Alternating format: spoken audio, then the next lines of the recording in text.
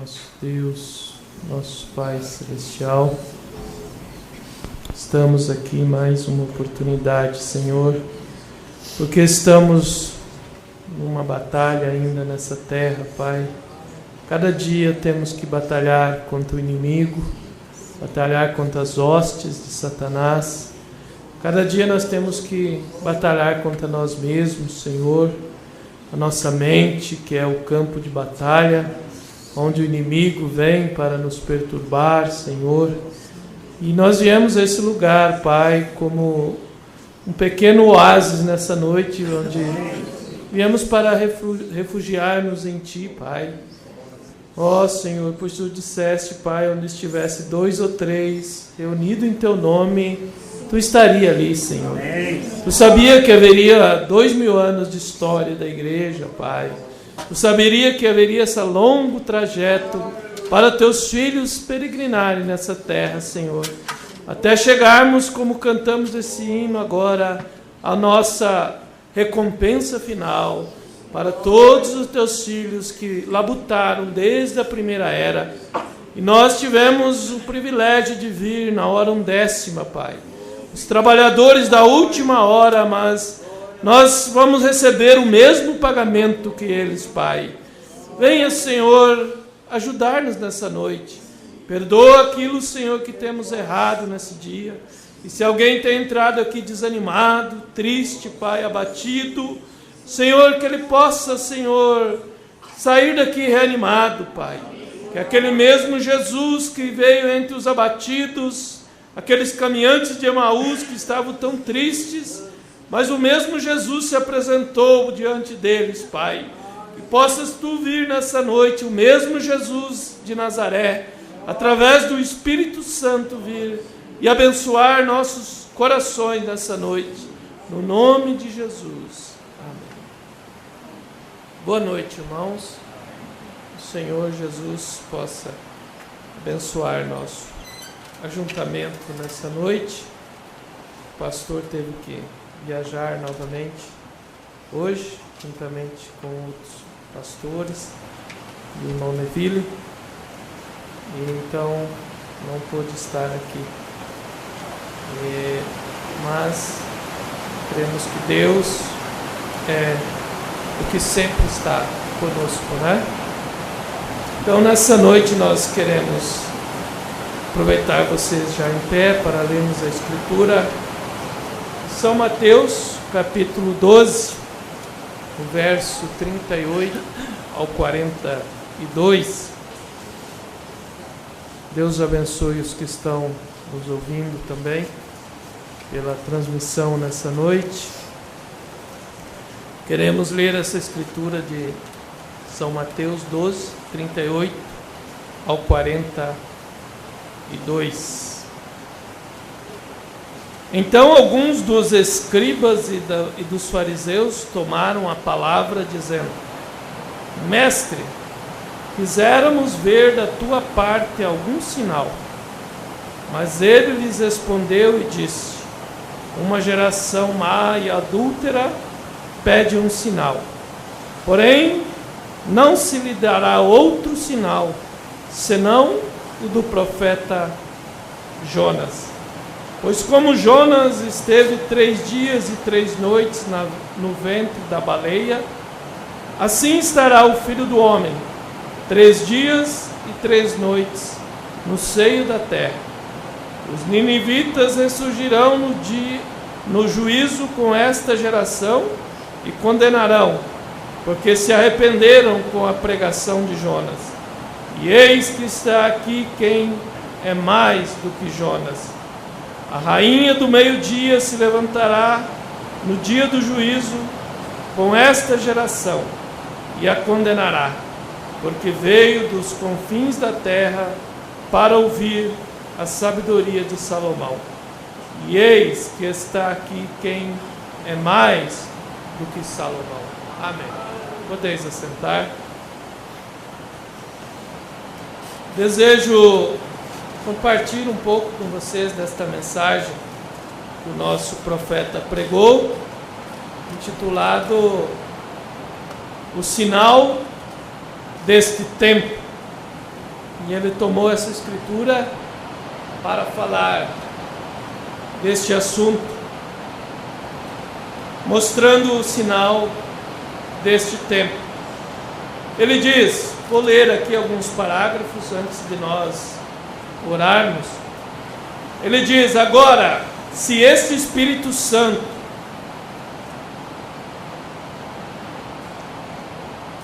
Agora, Jesus veio exatamente sobre o sinal que era para segui-lo como Moisés, que era ser um profeta. Porque Moisés tinha dito, o Senhor vosso Deus levantará um profeta semelhante a mim, e quem não ouvir aquele profeta, que era Jesus, será extirpado do meio da congregação. Ou seja, não terá nenhuma chance para ele, se não ouvir esse profeta que o Senhor levantará. Assim havia profetizado Moisés de Jesus. E então Jesus veio cumprindo exatamente o que as Escrituras e Moisés havia dito dele. E agora, se este Espírito Santo, vindo nesses últimos dias, tem que ser exatamente a vida de Cristo na igreja. Veja, o mundo que rir dele, ou disser uma palavra contra ele, pela autoridade da palavra de Deus, será destruído. Então, vocês veem o que o mundo tem feito. Por isso Jesus disse, eu vos perdoo, por vocês dizerem que eu tenho demônio, que eu sou o Beelzebul, que eu sou o príncipe dos demônios, que eu sou um adivinho. Jesus disse para os fariseus dos seus dias, eu vos perdoo, mas quando o Espírito Santo vier e fizer a mesma coisa, dizer uma palavra contra isso, não haverá mais perdão. Por isso, quando o Espírito Santo veio nesta era e fez o mesmo sinal messiânico, e as pessoas disserem uma palavra contra isto, então, pela autoridade do que Jesus disse, não haveria mais perdão ou misericórdia para isto. Sim, exatamente. Vem o que o mundo tem feito, então o julgamento de Deus vai se derramar do céu. Está exatamente em ordem agora mesmo.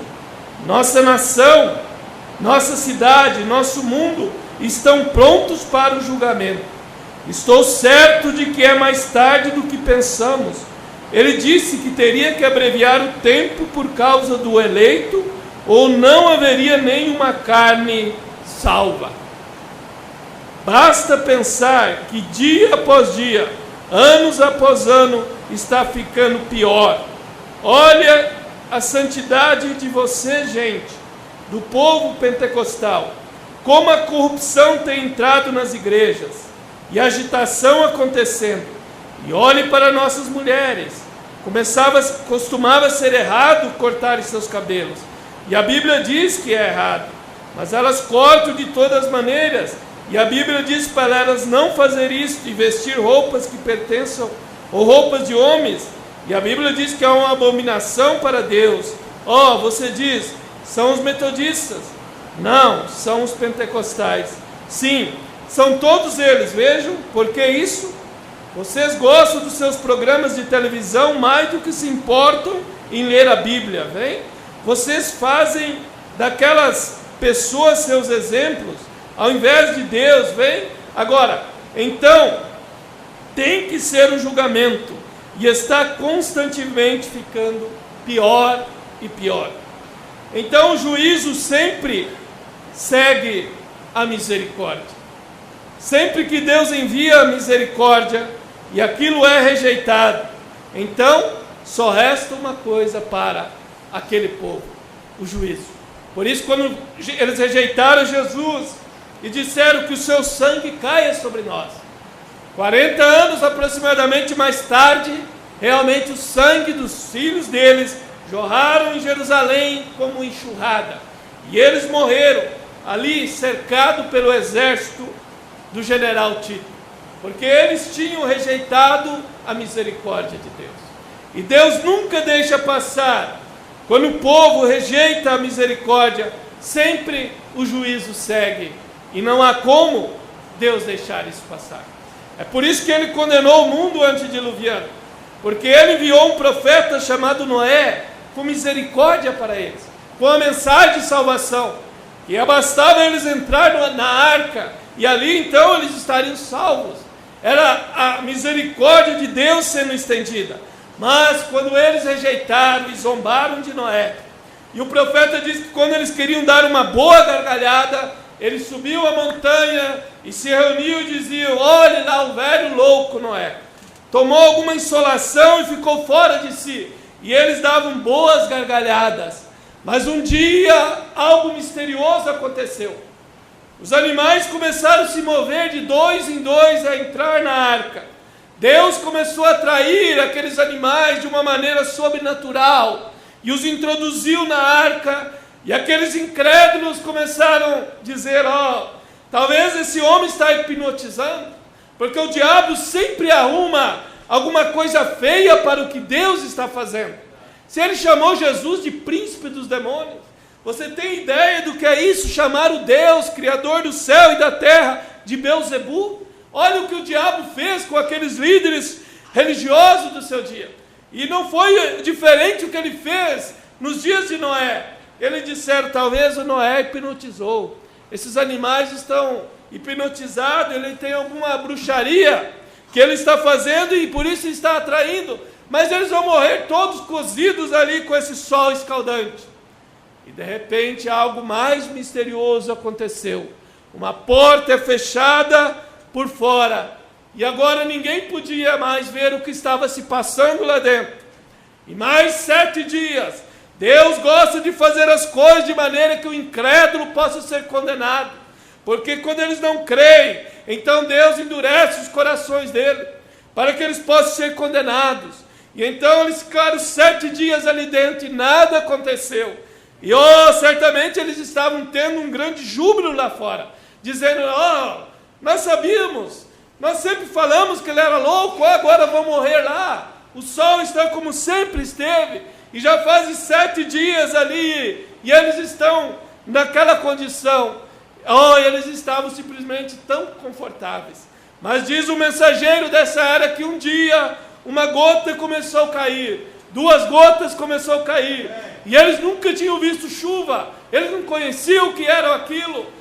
Irmão, de repente as coisas começaram a escorrer enxurrada para todo lado, e a água começou a crescer, e eles simplesmente queriam entrar, mas o anjo tinha fechado a porta, Deus tinha fechado a porta. E num desses dias Deus vai fechar a porta da graça, e ninguém poderá entrar mais. E então, somente quem estiver pelo lado de dentro selado.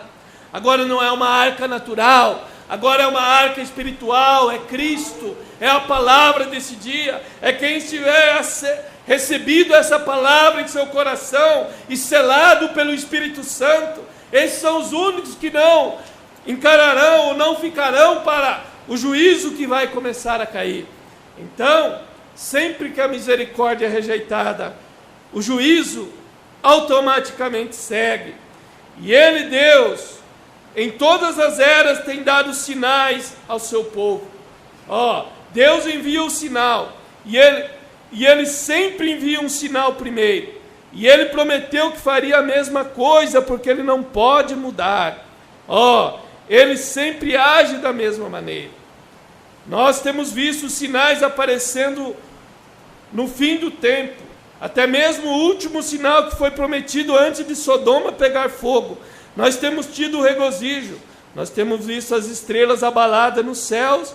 Temos tido guerra e rumores de guerra. E temos tido terremotos em diversos lugares. E todas essas coisas, e os dons da igreja, e os dons do Espírito têm retornado para a igreja. E temos tido todas essas coisas, essas diferentes manifestações e coisas, mostrando que tudo isso são sinais.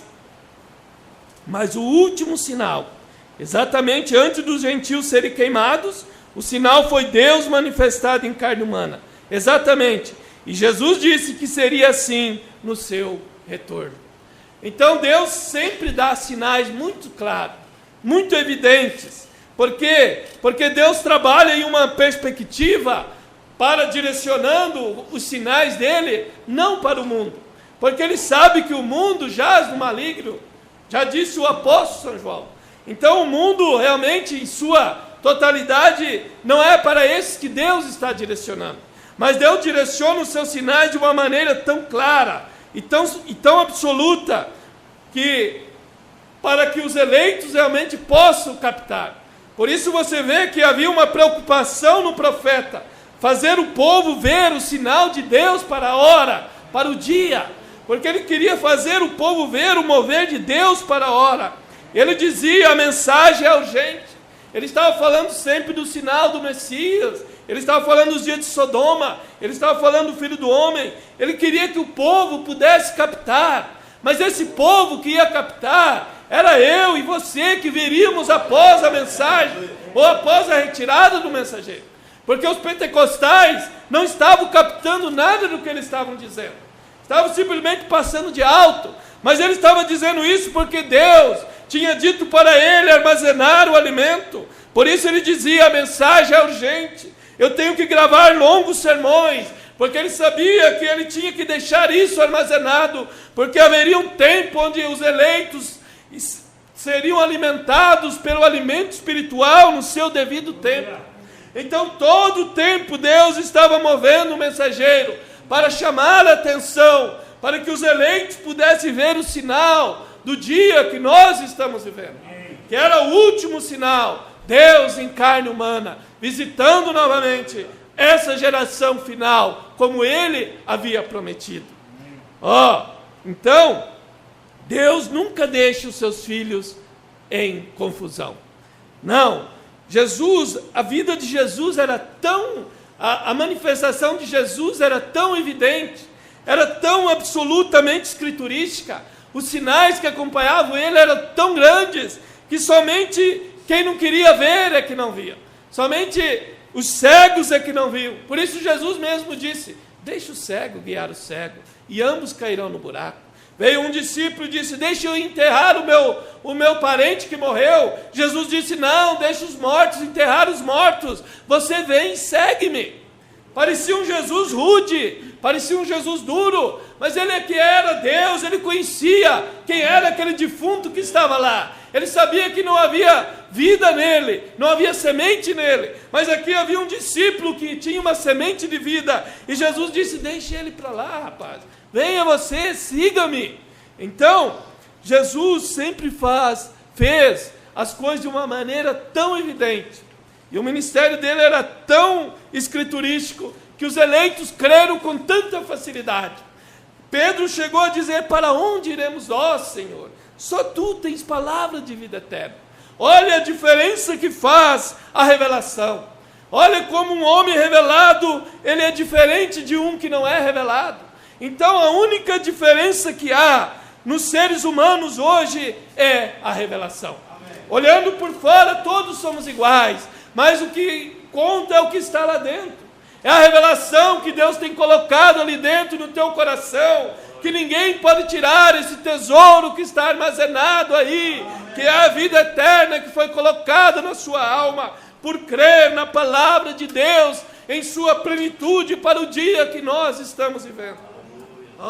Isso é algo que ninguém pode ver, mas você sabe o que você tem por dentro.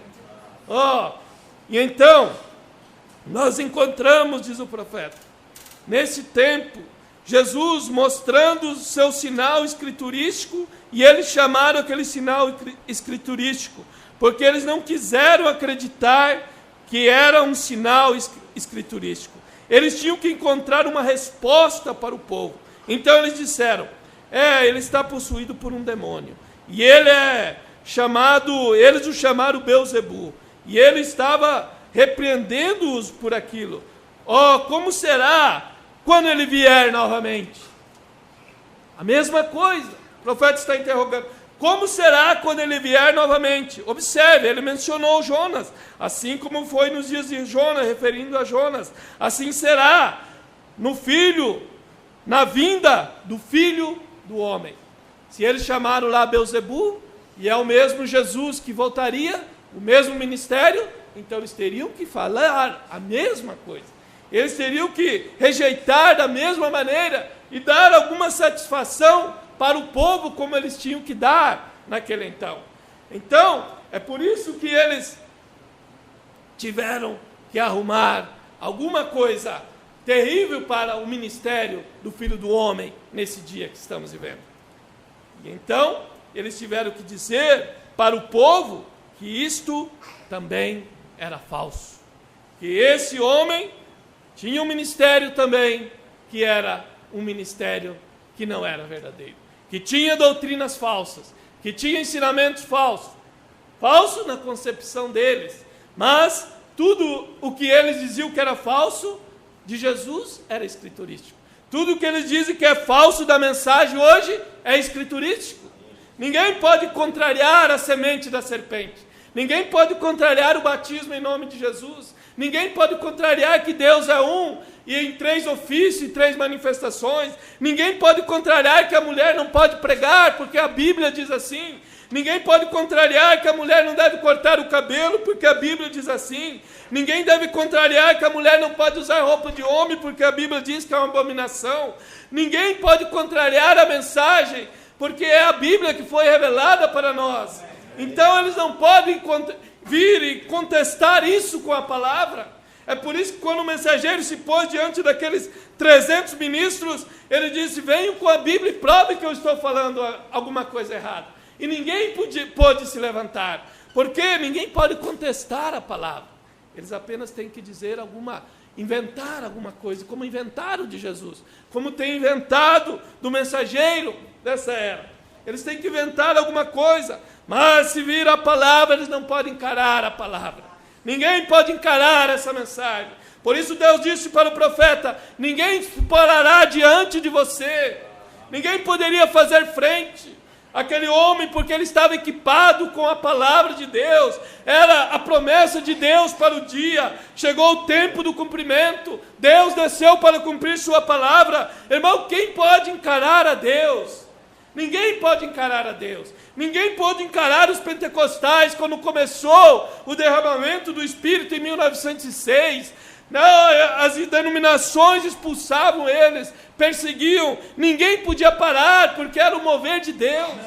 Ninguém pôde parar Lutero. Ele não teve medo, ele encarou aquele conclave, aquele circo papal ali, e todos eles querendo pegá-lo, mas ele encarou com a palavra e provou pela palavra que o justo viveria da fé. Irmão, ninguém pode contra a verdade, não tem como. É por isso que nós estamos tão seguros do que nós temos crido, porque nós podemos ver que é o tempo, é a estação própria, e está na palavra de Deus. Então isso é o que nos dá fé para caminhar e crer naquilo que nós temos visto. E então, ninguém pode segurar. Quem podia segurar a igreja no dia de Pentecostes? A perseguição simplesmente levava eles para anunciar o evangelho ao outro lado. Era Deus que estava atrás da perseguição. Deus liberou o diabo para perseguir eles em Jerusalém, porque eles tinham que ir a Samaria, eles tinham que ir a todos os lugares, porque o evangelho tinha que ser anunciado. Então, quando o diabo pensou que ele estava tendo algum êxito em perseguir, ele estava apenas operando para cumprir a vontade de Deus. Quando o diabo pensa que está tendo algum êxito, e se nós estamos na linha de dever com Deus, debaixo da liderança do Espírito Santo, irmão, tudo aquilo vai contribuir para o bem, porque Deus está por trás daquilo. É Deus que está atrás dessa mensagem. Não tem como. As denominações tentaram taxar de falso profeta e inventar mentiras, mas isso não pode deter essa mensagem. Ela foi e está ao redor de todo mundo, e cada dia os filhos de Deus estão vendo que é a verdade, é as Escrituras. Ninguém pode contra a verdade. É por isto que essa palavra, ninguém pode encará-la. Agora, se houvesse uma geração, se já houve uma geração pervertida, é a que nós estamos vivendo. Sim, é pervertida mentalmente, fisicamente e sexualmente. Tudo é pervertido. Sim, eles são o tipo eclesiásticos de incrédulos. Eles são os mais difíceis de lidar. Eclesiásticos, religiosos. E esse é o espírito mais difícil. É o pior espírito, é o religioso. Porque o diabo é o mais religioso de todos. Ele é tão religioso, por quê? Porque ele sabe adorar. Ele sabe como se aproximar de Deus. Ele foi um querubim. Ele tinha acesso. E os anjos caídos que caíram com ele, outrora eles adoraram a Deus, até que se rebelaram. Então ele sabe como adorar. Por isso, quando o diabo veio em seu primeiro filho, Caim, ele veio para adorar também.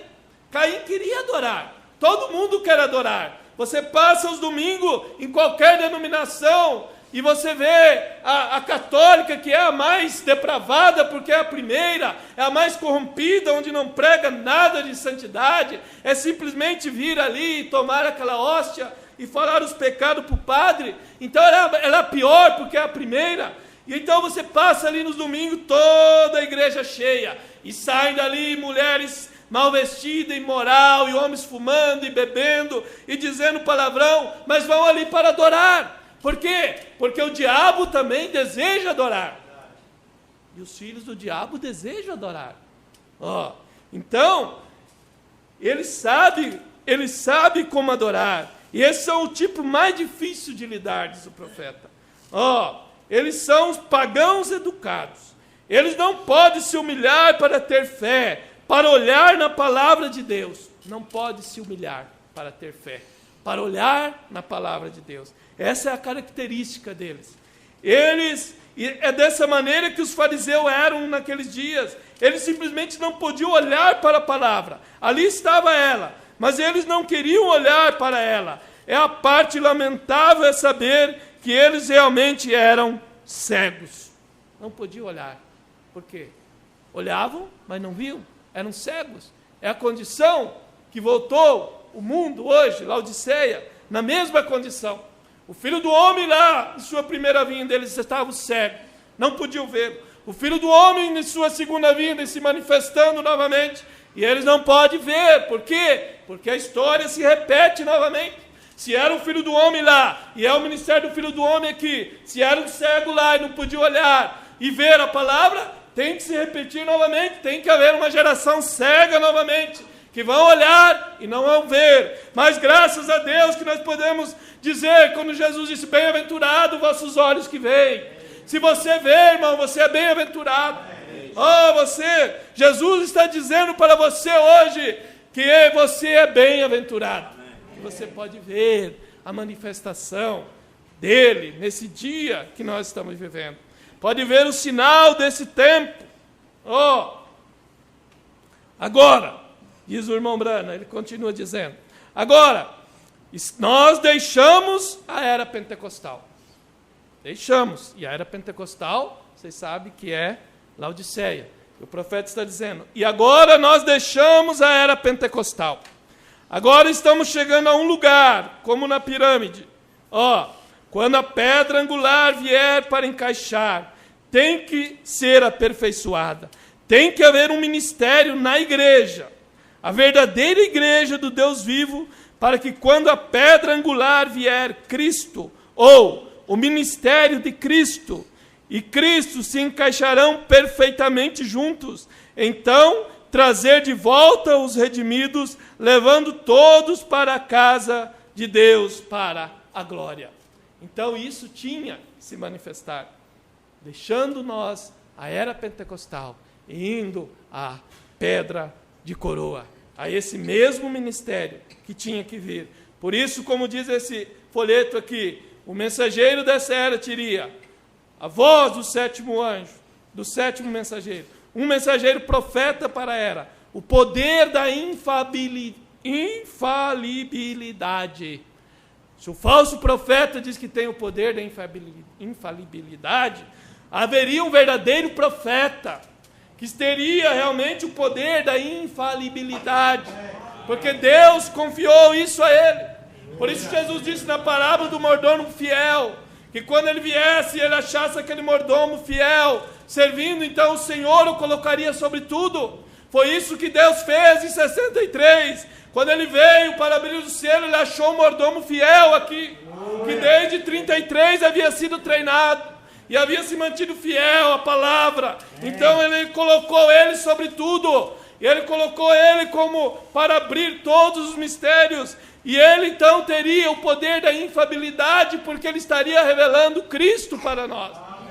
Então, por isso que o diabo tenta copiar e dizer que ele tem o poder da infalibilidade. Mas Deus teria novamente o poder, um profeta com o poder da infalibilidade. O ministério profético da pedra de esquina, que é a pedra de coroa. O mensageiro profeta de Apocalipse 10, 7. O mesmo que Malaquias 4, 5 e 6. Indicado por Deus, autenticado pelo Espírito, o precursor de sua segunda vinda. Amém? Então tudo isto estava, por isso ele teria o poder da infalibilidade da palavra.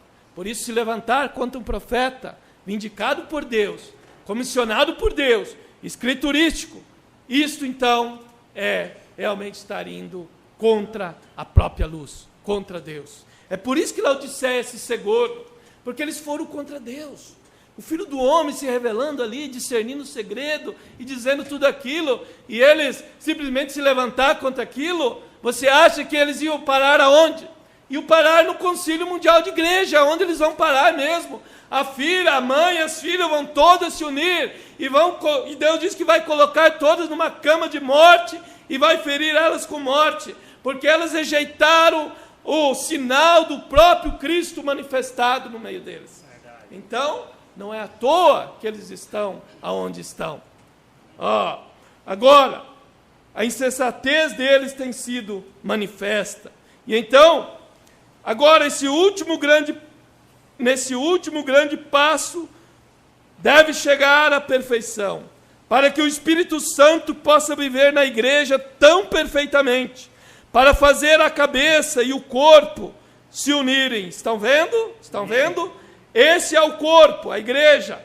Ele é a cabeça do corpo. Agora, nós vimos que ele prometeu, agora nesses últimos dias, que isso seria feito.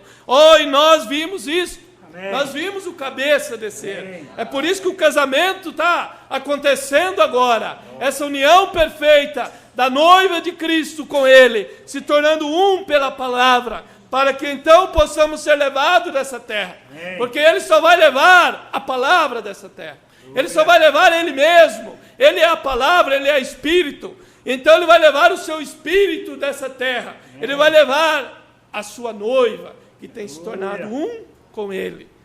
Isso é tão perfeito como 2 e 2 é 4, né? Amém. Porque o irmão Branham, o profeta de Deus, ele deixou muito claro as coisas para nós. Deus não veio para trazer confusão.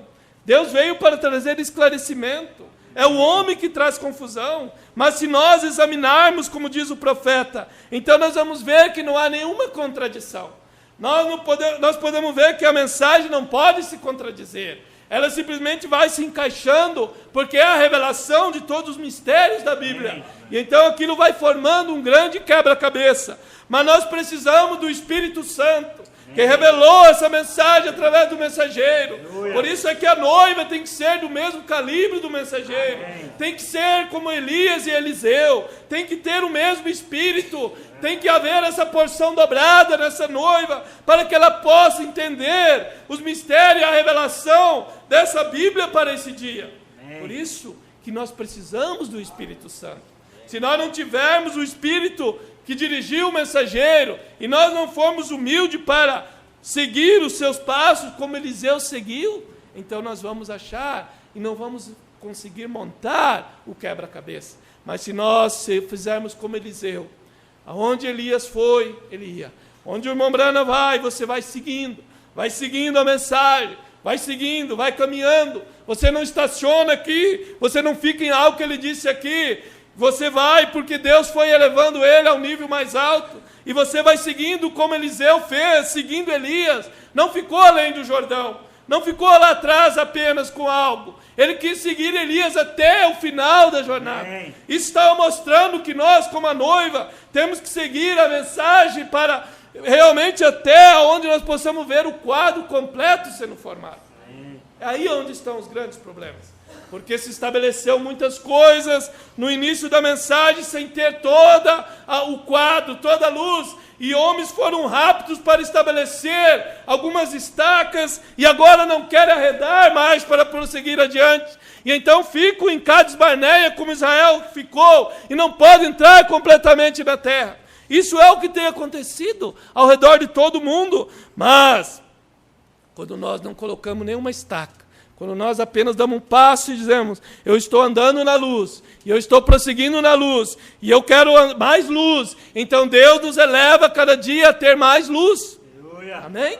Se Deus nos mostrar um dia que o que nós estamos falando não é a verdade, nós teremos o maior prazer de vir e mostrar, irmão, isso aqui veio mais luz, e nós vemos que isto é assim. Isso é o que Deus deseja. Isso é o que o mensageiro fez. Ele não se retraiu em vir e consertar algumas coisas quando os selos foram abertos. Por quê? Porque ele sabia que ele tinha que seguir a liderança do Espírito Santo. Amém. E assim deve a igreja, a noiva, seguir essa liderança. E agora, quando Deus envia um dom à terra e as pessoas respeitam, sempre será uma era de ouro para aquelas pessoas. Amém. Porém, quando eles rejeitam, sempre será um caos para aquelas pessoas. Ele faz isso em cada era. Cada era. Por isso, o irmão Brana diz, quando Deus enviava um mensageiro, ele abria um mistério, um selo se abria parcialmente para ele, ele pregava, as pessoas criam, eram seladas, e aqueles que rejeitavam, havia uma praga temporária que caía sobre eles, e então uma mortandade, alguma coisa caía. Por isso você vê da peste negra que teve na Europa, você vê daquelas coisas que aconteceram na Idade Média, foram pragas que caíram por eles rejeitarem um mensageiro que foi enviado com a luz da hora. Eles rejeitaram a mensagem de Lutero. Então veio uma praga sobre eles. Cada vez que eles rejeitam um mensageiro de Deus, eles estão rejeitando um enviado de Deus. Então uma praga caía. Deus sempre faz isso, em cada era. Sim, Senhor. Então rejeitar um dom de Deus é rejeitar um presente que Deus enviou. Então é uma bênção. Respeitar o dom que Deus envia para a era. É uma grande bênção. E então depois Deus vem descendo. Respeitar o dom que Deus envia para a igreja, o anjo da igreja, é outra bênção. E então, uma mulher respeitar o seu marido, ele sendo um cristão, é uma grande bênção. E então os filhos respeitarem o pai. Então as bênçãos vão descendo em escalas menores. Mas tudo está condicionado a realmente respeitar. Um filho que não respeita o seu pai nunca chegará a lugar algum. Porque está indo contra a palavra. Uma mulher que não respeita o seu marido nunca vai chegar a lugar nenhum.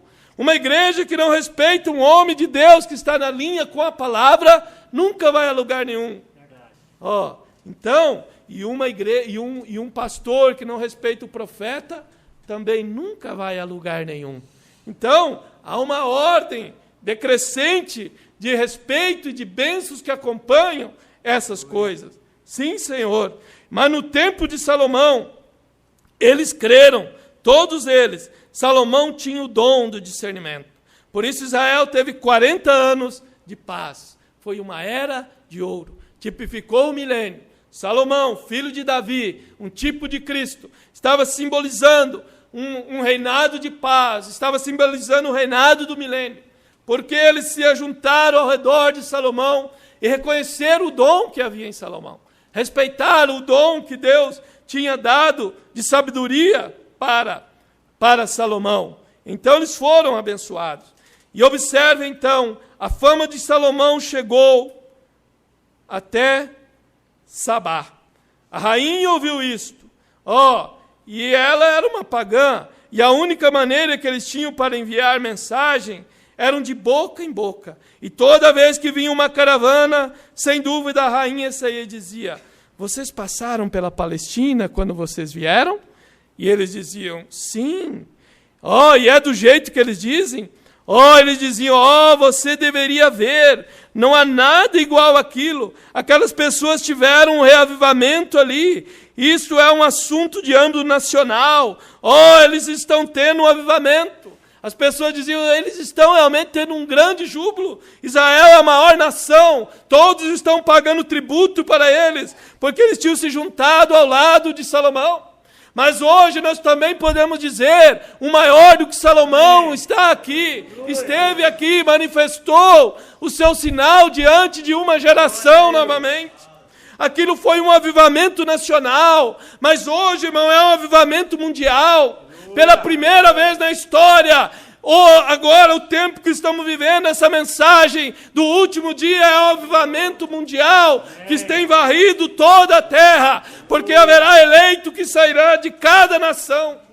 Quando o irmão Branham viu a visão da noiva, ele disse que havia como uma de cada nação, mostrando que haverá uma noiva universal nesse dia. O avivamento é mundial. A mensagem hoje foi levada ao redor de todo o mundo.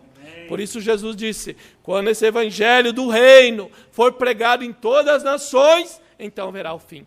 Qual o evangelho? O batismo verdadeiro, a unidade verdadeira, a ceia verdadeira, a conduta das mulheres, a conduta dos homens, o ministério profético do Filho do Homem nesse dia, a revelação dos mistérios. Quando esse evangelho for pregado em todo o mundo, então virá o fim.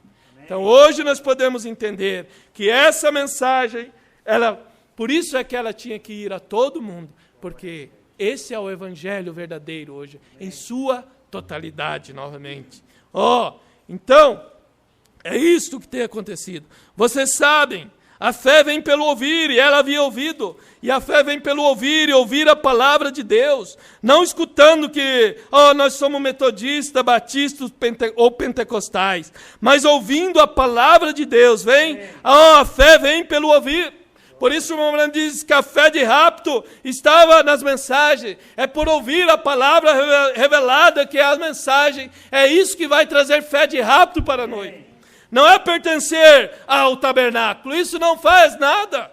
Pertencer ao tabernáculo não vale nada. É como pertencer a qualquer denominação. Mas é pertencer ao corpo de Cristo por um nascimento. É isto. O tabernáculo é apenas um local de reunião que nós viemos para adorar. Mas nós queremos pertencer a Cristo, a palavra. Isso é o que é levado em conta. E então essa pequena rainha tinha muitas coisas para confrontá-la antes dela ir até lá. A primeira coisa, sendo uma pagã, ela tinha que ir ao seu sacerdote para pedir permissão. Porque ela era uma rainha e membro da igreja. E eu posso imaginá-la ela indo ao sacerdote dizendo, Pai, eu posso ir a Israel para obter sabedoria deste grande homem, Salomão, a quem o seu Deus tem concedido sabedoria? E eu posso ouvi-lo dizer, minha filha, eu nunca pensaria tal coisa de você. Nossa denominação não está cooperando com aquele avivamento. Você não deveria ir lá. Mas agora seria o mesmo Espírito nos dias atuais dizendo a mesma coisa. E não há nada para isso. Mas vocês sabem, quando a fé genuína atinge o coração, elas começam a ficar famintas. Eles querem ver. Não há nenhuma pessoa vivendo que não gostaria de olhar além da cortina do templo. De onde eu vim? Quem eu sou? E para que estou aqui? Para onde estou indo? Depois de todos os bons livros que têm sido lidos e grande seleção de mestres que tem sido feita, há somente um livro que revela quem é você, da onde você veio e para onde você está indo. Isto é isso. E ele também nos permite olhar além da cortina do templo para ver. Porque ele permitiu um homem olhar. Ele levou ele lá, esse mensageiro. Por isso ele está dizendo, ele permite olhar. Porque ele já tinha ido lá do outro lado, e ele foi, e olhou, e voltou para contar para nós. Para nos animar no momento de desânimo. Para nos animar nos nossos momentos de altos e baixos que temos. Para nos animar que há uma terra além do rio, que é real, que é genuíno, que há pessoas reais. Que realmente as pessoas são tão reais como nós estamos aqui. Então, isto é para nos animar, para nos confortar, Porque Deus sempre ama confortar. Deus ama animar. É por isso que ele desceu para Abraão. Abraão estava já velho, cansado, não tinha filho, já estava com 75 anos. Abraão estava todo debilitado, depois dos 90, Deus começou lhe visitando, e ele estava com 99, Deus desceu, ele estava no fim, ele estava na pior fase da sua vida. Deus desceu e disse a Abraão, eu vim para te animar. Deus desceu em Gênesis 17, como El Shaddai, dizendo a Abraão, eu sou o Deus que te alimenta, o El Shaddai que tem seios, nutra-te de mim, Abraão. Você está fraco, Abraão, mas o filho prometido vai chegar. Daqui a 1 ano você vai ter um filho, Abraão. Nutra-te de mim. E é isso que Deus está dizendo para a sua noiva hoje. Vocês estão debilitados, cansados pela perseguição, pelo pecado, pelos problemas. Mas eu estou aqui dizendo, nutra-se de mim, eu sou a palavra para esse dia. Os 2 seios, o Velho e o Novo Testamento. A Bíblia revelada para nós, para nos nutrir de cada promessa que há, que Deus tem feito para nós. Bem, e então, agora, se houvesse alguma coisa dessas acontecendo, seria aqui na nossa igreja. Certamente, esse espírito não está morto também, vejam? Isso tem que vir através da nossa igreja ou não está certo? Não, isso não tem que vir através de nenhuma igreja. Isso não tem que vir através de nenhum companheirismo. Não, isso tem que vir através das Escrituras. Isso tem que vir através da palavra de Deus. É isso que é. Deus não tem compromisso com nenhum homem, com nenhum grupo, com nenhum sistema, com nenhum pastor. Deus tem um compromisso com a sua palavra. E se nós não pregarmos a sua palavra, Ele não tem nenhum compromisso conosco. Deus tem um compromisso com a palavra em plenitude. Porque agora o livro foi aberto. Por isso Deus não vai aceitar mais os pecados da ignorância, que Ele intercedeu durante as eras pelos pecados da ignorância, a ignorância que eles não tinham toda a palavra. Por isso Lutero cometeu a ignorância, Lutero, o Wesley, os pentecostais. Mas agora, quando ele abriu todo o livro para nós, irmão, nós não somos mais ignorantes. Tudo os mistérios foram revelados, o casamento e o divórcio foi mostrado. Agora não adianta, nós não vamos passar mais, porque não somos mais ignorantes. Tudo tem sido mostrado para nós. A era da pedra de coroa tem vindo, a era da perfeição tem vindo. E então, agora Deus não vai aceitar mais isso. Não. Isso aí, todos que estiverem nessa condição vão ficar e se encaixar na virginécia ainda. Porque a Bíblia diz que aquele que sabe o certo e não faz, comete iniquidade. Como nós vamos nos justificar diante de Deus hoje? Então, a coisa é muito séria. Bem, mais um pouquinho aqui. Deveria haver mais algumas pessoas com esse tipo de ideia que teve essa mulher, tal como essa rainha teve, bem aqui em Nova York, onde ele estava pregando, bem aqui no Brasil, bem aqui em Curitiba, e por todo o mundo. Eu quero ver isso por mim mesma. Eu quero ver. É isso que essa mulher queria dizer. E é isso que o meu Membrana está dizendo. Devia ter pessoas que deveriam ver, dizer, eu quero ver isto. Meu coração está faminto para ver. Onde é que há um Deus? Onde Ele está? O que o mundo possa estar faminto por Deus. Onde Ele está? Se alguma vez Ele foi Deus, Ele ainda tem que ser Deus. Se Ele não é, então Ele morreu, compreendem? Mas Ele é o mesmo ontem. A Bíblia diz, hoje e eternamente. Por isso nós somos testemunhas de Sua majestade, como diz aquele hino. Nós somos testemunhas do que Ele tem feito nesse dia. Nós podemos ver que Ele realmente é o mesmo ontem, hoje e eternamente. Observe, o coração dela começou a ficar faminto. Então, essa é a característica do eleito. O coração começa a ficar faminto. Ele quer mais. Ele quer compreender. Ele quer entender as Escrituras. Ele quer ver. Ele quer ter seus olhos abertos. Essa é a característica do eleito. Ele não se conforma apenas com alguém tentando enrolar ele. Alguém tentando dizer, você não precisa disso. Hoje o que mais estão se ouvindo é, você não precisa conhecer isto. não precisa conhecer os mistérios. Não é verdade, mistério ninguém precisa conhecer, porque é mistério, mas os mistérios que foram revelados, a noiva precisa conhecer. Porque é isso que vai dar fé de rapto, diz o profeta. Então nós precisamos conhecer tudo o que o mensageiro disse, sim, Senhor. Porque é aí onde está a nossa vitória. Mas hoje eles querem dizer, não entre nisso, não fale nisso. Eu já vi de pastor que tirou aquela foto da nuvem da igreja, porque diz que está dando muito tumulto isso. Está dando tumulto para a cabeça dele, que não pode entender, compreender o cumprimento das Escrituras desse dia.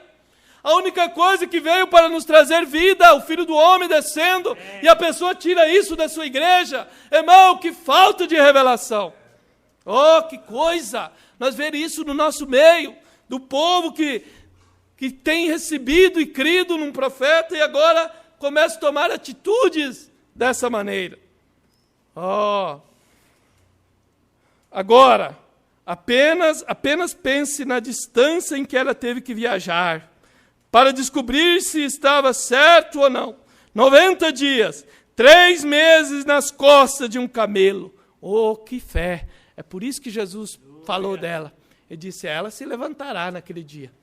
Ela será salva, ou ela foi salva, porque ela veio ouvir a sabedoria de Salomão. E Jesus disse, ela vai condenar vocês, fariseus, porque eu estou aqui, eu sou maior que Salomão. E ela vai condenar. E essa noiva, desse dia, vai condenar este mundo desse dia, os pentecostais desse dia, as virginésias desse dia, porque nós temos dado valor ao ministério do Filho do Homem nesse dia. Nós temos reconhecido que o maior que Salomão esteve no nosso meio novamente. E nós vamos julgar esse mundo laodiceano. Vamos julgar as virginésias, como a rainha de Sabá vai julgar os fariseus no dia de Jesus. E as pessoas moram do outro lado da rua, diz o profeta, e não querem ouvir algo que é maior. Não é de se admirar que Jesus tenha dito, ela se levantará nos últimos dias e condenará essa geração. Quando o coração está faminto por Deus, os problemas não parecem nada, você tem uma mente definida, não importa o que qualquer ou um te chame, eles podem te chamar do que quer que eles queiram, eles podem dizer qualquer coisa. Mas se você está sedento por Deus, você vai encontrá-lo em algum lugar. Isso é tudo. Nada vai te deter. Marido não vai te deter. Esposa não vai te deter. Igreja não vai te deter. Pastor não vai te deter. Não há nada que possa manter um santo longe de Deus, se ele realmente quer vê-lo. Não há. Ela nem mesmo pensou nisso. Você também não pensa sobre o que alguém vai dizer, o que mamãe vai dizer, o que o papai vai dizer, o marido dizer. Quando você vem para encontrar Jesus Cristo, para ter uma realidade, e você ouve que Ele está vivo, não há nada que irá deter. Aquela fome dessa semente que foi predestinada antes da fundação do mundo, quando a luz atinge essa semente, ela vem à vida rapidamente. Nada vai deter. Nem um pastor vai deter um eleito de conhecer toda a palavra de Deus para esse dia. Não, irmão, Deus vai tirar o eleito da onde ele estiver e vai revelar o plano dele e vai aprontar a noiva dele para o arrebatamento. Porque não vai faltar nenhum eleito naquele dia. Toda noiva estará ali perfeita naquele dia de pé, desde a primeira até a última era. Ninguém vai segurar, irmão. Não adianta as pessoas fazerem cerca. As denominações fizeram cerca, não conseguiu te segurar. Você viu a palavra. Fazer cerca contra a manifestação do Filho do Homem? Irmão, como que vai segurar se é o próprio Cristo manifestado? A palavra viva desse dia? Ninguém vai conseguir segurar. Os eleitos vão sair e ouvir a voz de Deus e vão crer em toda a palavra de Deus. Não tem como, irmão. Deixa o pastor Raimundo fazer uma cerca aqui e dizer, nós não cremos, só cremos até aqui e agora nós não vamos mais examinar nada. Irmão, o eleito não vai ficar em nenhuma cerca de homem. Por isso os eleitos, eles são dirigidos e guiados pelo Espírito Santo. Mas graças a Deus que nós temos um homem aqui que não tem nenhuma cerca. A nossa única cerca é a palavra de Deus. Amém? Essa é para nos cercar do pecado. para nos cercar da incredulidade, para nos cercar das coisas do mundo, para nos cercar de tudo que é contrário. E nós queremos dar os braços e fazer um circo maior e colocar cada um dentro, como diz o profeta. Nós não queremos, se nos tiram do circo, nós queremos pôr, mas desde que nós não tenhamos que comprometer a palavra. O irmão Branham queria ter companheirismo com todos, mas uma coisa, ele não admitia comprometer a palavra. Quando disseram, você podia mudar o batismo, irmão Branham, você podia amolecer um pouco a questão das mulheres, você fala muito duro, rapaz. Ele disse, não, eu não posso comprometer a palavra. Ele era amável, ele queria ter companheirismo, ele era um homem dócil, mas ele não comprometia a palavra. E é isso que nós queremos ser, amáveis, gentis, mas quando se trata da palavra, nós não comprometemos. Assim era Jesus, ele era gentil. Quem era mais gentil que Jesus? Mas quem era mais duro do que Jesus, certas horas? Quem pegava um zorrague para bater? Era Jesus, era o mesmo Jesus amável, o mesmo Jesus que se compadecia do leproso, da prostituta, do cego. Mas aquele mesmo Jesus também sabia ser rude quando ele tinha que ser. E se Jesus está em nós, vai ser a mesma coisa. Nós vamos ser rude, tem horas, mas vamos ser amáveis também. Mas quanto o espírito religioso, Jesus era rude. Jesus não era complacente com aquilo. Se nós pudéssemos apenas ver isso, diz o profeta, apenas ser reverente, permanecer sentado e dizer agora, isso é algo que pode parecer que está correto, eu não sei, não estou indo criticar, eu apenas vou ficar quieto e observar. Então vou comparar isso com as Escrituras e ver se isso está correto. Você deve isso para si mesmo, diz o profeta. Você deve para si mesmo examinar e ver se se encaixa na Escritura, se encaixa na mensagem. Você deve isso a si mesmo. E ela se levantou. Você deve isso a si mesmo. E ela se levantou e disse, tudo o que eu ouvi era certo, e mais do que isso, ela disse, bendito sejam os homens que se assentam aqui diariamente e veem esse grande dom operando, esse grande sinal. Bendito sejam os homens que estão com você, e veem essas coisas diariamente. Sim, por isso que nós temos visto um Deus vivo e real. Por isso, irmão, que é impossível essa mensagem não mudar as nossas vidas. É impossível essa mensagem não produzir uma noiva palavra nesse dia, porque era Deus agora que veio para se revelar plenamente para a sua esposa amada. Por isso é que essa mensagem tem poder de transformar, de trazer Cristo para as nossas vidas. Amém? Vamos nos pôr de pé e vamos orar um pouco nessa noite, colocar nossas petições diante de Deus, o nosso Todo-Poderoso. Nós temos visto o sinal desse tempo. Estamos vivendo na última hora e queremos nos render mais a esse Deus. Queremos pedir que Ele nos ajude. Se você quer vir ao altar, enquanto nós vamos começar a orar agora, encomendar a sua vida a Deus, seus familiares, ainda há tempo para nós reclamar nossos familiares. Ainda há tempo de intercessão. Quando Abraão recebeu a visita de Elohim, ele começou a interceder. Essa é a hora que nós, a noiva, tem esse ministério da intercessão colocado para ela. Como Esther intercedeu diante do rei pelo seu povo, para deter a mortandade. E aquela mulher, a esposa do rei, deteve a mortandade. Irmão, eu creio que nós somos a esposa de Cristo, estamos nos tornando. Eu creio que nós podemos interceder por nossos familiares, por meu pai, por minha mãe, por meus irmãos, e dizer, Deus, tenha misericórdia, não deixe a morte atingir. Abraão queria ver Ló ser resgatado, ainda que os nossos familiares possam ser um salvo comum, talvez eles não tenham a predestinação para ver a mensagem, para ver o ministério do Filho do Homem, mas Deus, lembra deles, Senhor. Lembra do meu pai, lembra da minha mãe, lembra dos meus irmãos. Deus, tenha misericórdia. Nós podemos chegar diante do rei. Nós temos o privilégio de chegar como Esther chegou. E o rei estendeu o cetro para ela. O rei não vai negar uma petição da sua esposa agora, que está aceitando toda a palavra, que tem aceitado o ministério do Filho do Homem. Meu irmão, você tem direito a chegar diante de Deus e levar a sua intercessão pelo seu filho, pelo seu marido, pelo seu ente querido. Você tem o direito, Deus te deseja que você faça isso, porque esse ministério está aqui agora, como esteve nos dias de Abraão. Pai Celestial, nós cremos que somos a semente real de Abraão, Senhor.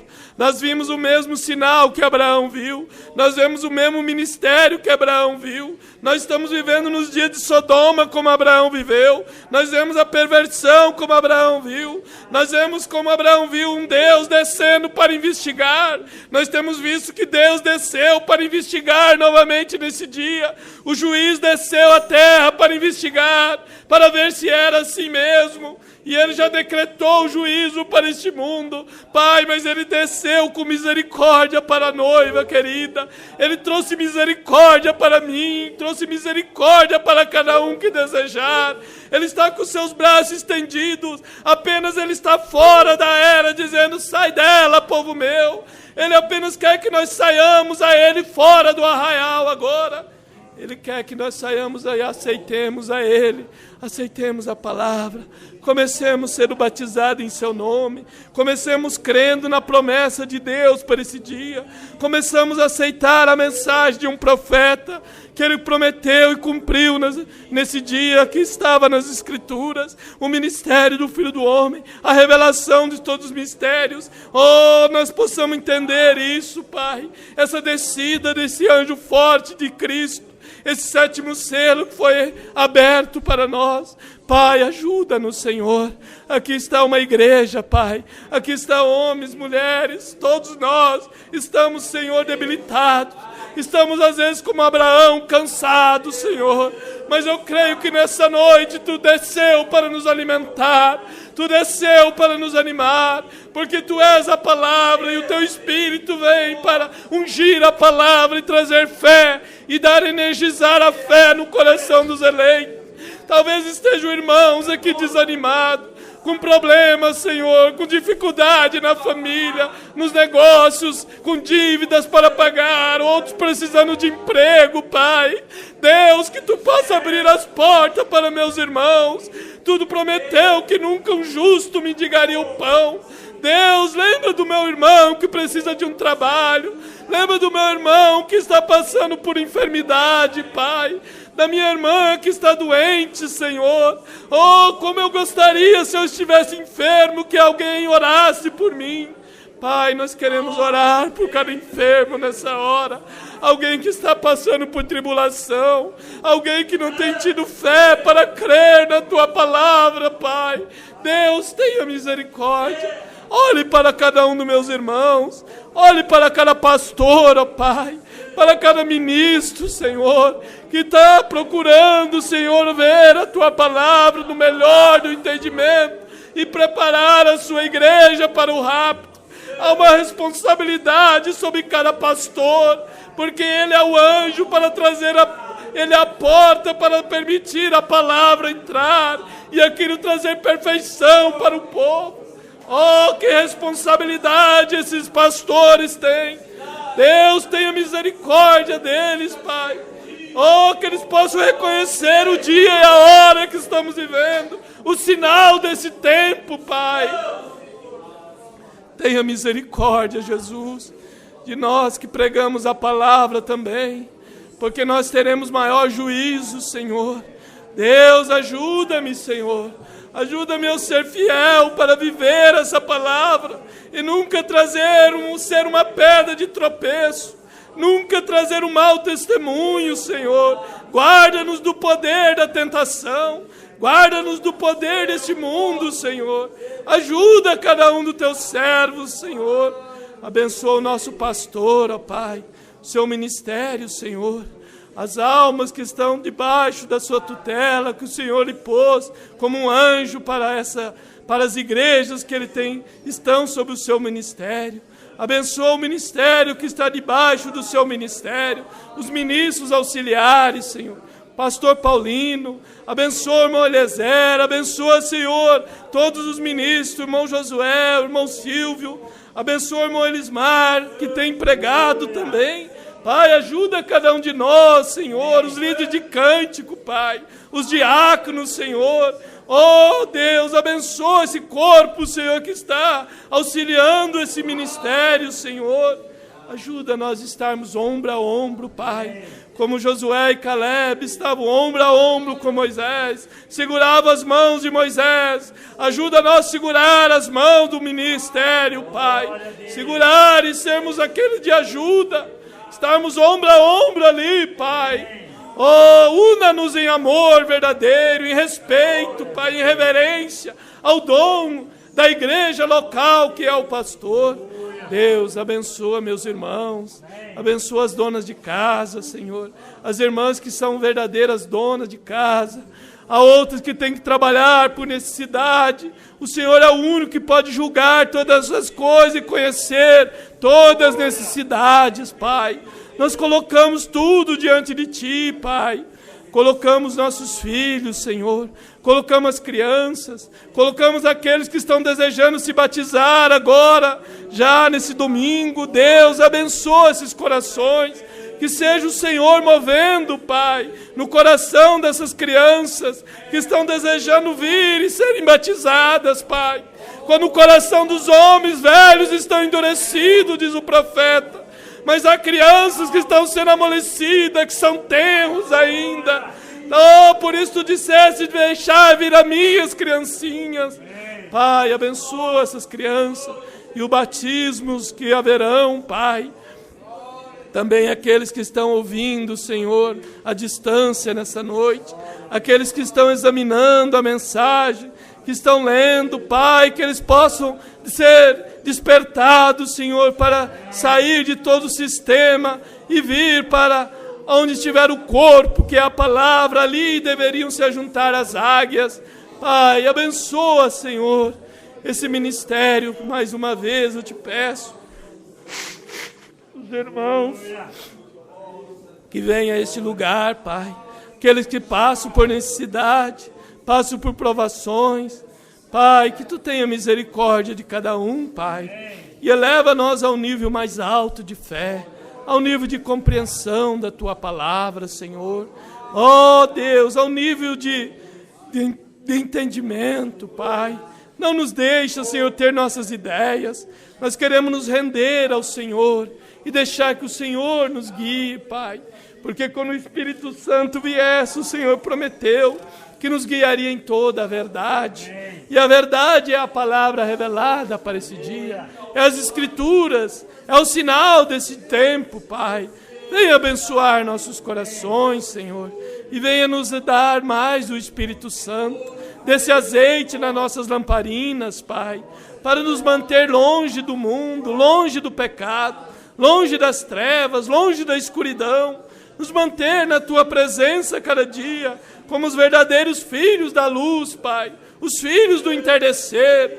Oh, Senhor, porque no tempo da tarde haveria luz, e haveria os filhos da luz que viriam para a luz, para que as nossas obras possam ser manifestas mediante a luz da Tua palavra, Pai. Domingo, culto de ceia, Senhor, venha abençoar, que seja um culto marcante, que seja a presença do Senhor entre nós, abençoando a pregação, abençoando o pastor, o culto de sábado, Senhor, que seja uma bênção para nós também. Traga inspiração para quem for ministrar, traga inspiração da Tua palavra, Pai. Oh, Deus, que Tu sempre seja o bem-vindo no nosso meio, Pai. Tu sempre possa trazer o alento para as nossas almas, Senhor. Abençoa Tua noiva ao redor da terra, a nossa reunião de Páscoa, Pai. Colocamos já desde agora diante de Ti os ministros que virão, os pregadores que pregarão nessa plataforma. Deus, que o Espírito Santo se mova de uma maneira como nunca temos visto aqui, Pai. Que seja realmente, oh Deus, dias de reavivamento para nós, Pai. Que os pregadores venham sob a unção do Espírito Santo. e que Tu faça dos Teus ministros labaredas, como diz Tua palavra. Nós queremos estar a ombro com cada pregador, porque nós queremos ajudar quem estiver com a bola, Senhor. Nós não queremos tomar a bola, nós queremos ajudar quem estiver com a bola. Cada pregador que passar aqui, nós queremos estar ao lado dele, torcendo por ele, para que o gol seja feito e Satanás seja derrotado, e o Teu povo seja vitorioso, e a luz do Evangelho resplandeça, Pai, no meio de todas as trevas, e traga, Senhor, um reavivamento para nosso meio, Pai. Nós colocamos cada viagem, cada ministro, cada pastor, cada irmão. Deus, que Tu nos dê um bom tempo, Senhor. Que Tu nos dê um tempo de sol, Pai. Que não haja chuva, Senhor. Que haja sol para que nós possamos ter um tempo maravilhoso, com as tendas armadas ali fora, com a alimentação para Teus filhos. Que os veículos, tudo, Senhor, sejam cuidados. Que o diabo não tenha poder para agir nesse derredor. Pelo poder da palavra, nós atamos o poder do diabo desde já. Porque nós cremos num Deus vivo. E Tu disseste que nós, tudo que pedíssemos com fé, o Senhor concederia. Oh, e desde já nós dizemos a Satanás que nós estamos vindo no nome do Senhor. Será uma reunião para a honra e glória do Senhor Jesus Cristo, para comemorarmos mais uma Páscoa, Pai. Oh, Deus, colocamos tudo isso diante de Ti, no precioso nome de Jesus Cristo, o nosso Salvador, o nosso Redentor. Amém e amém. Glória a Deus. Enquanto o irmão Paulo se aproxima para cantar um hino conosco, nós vamos dizendo que Deus abençoe. Se há alguém que, os irmãos que nos acompanharam, irmão Ademir e família de Toledo, irmã Esther, Lourivaldo e família, Maria e Noemi, Orani e Sueli, João, Vitor e Kemily, Otávio e Nair, Valmir Mussolim, todos de Toledo, Elber, Josiane e Annelise de Curitiba, Guiomar e Maria de Guaíra, Denise de Pinhais, Sandro e família de Vera Cruz do Oeste, Aparecido e Zilda de Cosmópolis, Gerson de Ferraz de Vasconcelos, José e Inês de Mogi Guaçu, Felipe, Rosana, Bia e Nivaldo de Oswaldo Cruz, São Paulo, Marcelo e Rodrigo de Oswaldo Cruz, Maísa e Patrícia também de Oswaldo Cruz, Josias e família de São Paulo, Antônio, Marisete e Arciele de Caçador, Maiara e Isael de Caçador, Ellen de São Leopoldo, Elifas e Mônica de Macaé, Wesley do Rio de Janeiro e Marcos e família. Amém? E todos os demais que não nomearam, nós dizemos Deus abençoe. Irmão Wesley, que é auxiliar do pastor Weber, que já tive a oportunidade de ouvi-lo. Deus abençoe. Irmã Denise pede oração por uma entrevista de emprego que fará amanhã, que seja feita a vontade de Deus. Amém. Irmão Marcelo de Ovaldo Cruz aceitou a Cristo através desse culto. Deus te abençoe, meu irmão. Procure um lugar onde seja batizado no nome do Senhor Jesus Cristo e sirva esse Deus nessa palavra revelada. Amém. Glória a Deus. Cada passo. Estamos aqui nessa noite para dar mais um passo. Vamos continuar assim. Amém? A cada passo que eu dou na vida é um degrau a mais que subo ao céu. Em Cristo tem a melhor guarida e da morte não demula véu. A cada passo vou me aproximando daquele lá que Cristo prometeu, e passo a passo sigo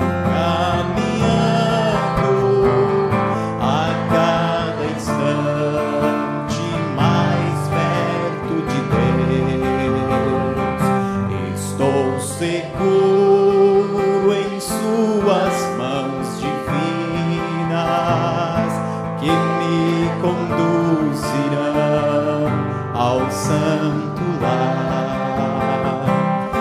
Em Cristo tem a chave certa que abre o portal da glória celestial. A cada passo vou me aproximando daquele lar que Cristo prometeu, e passo a passo sigo caminhando, a cada instante mais perto de Deus. Às vezes sinto-me tão desolado quando as tristezas vêm me assaltar. Então eu olho para o Mestre amado, que me diz ser firme no avançar. A cada passo vou me aproximando daquele lar que Cristo prometeu, e passo a passo sigo caminhando, a cada instante mais perto de Deus. Amém. Aleluias. Glória a Deus. Também nos acompanhou a irmã Maria de Teresina, no Piauí. Deus abençoe vocês, irmão. Até sábado, se Ele permitir, às 19h30. E domingo, a ceia do Senhor.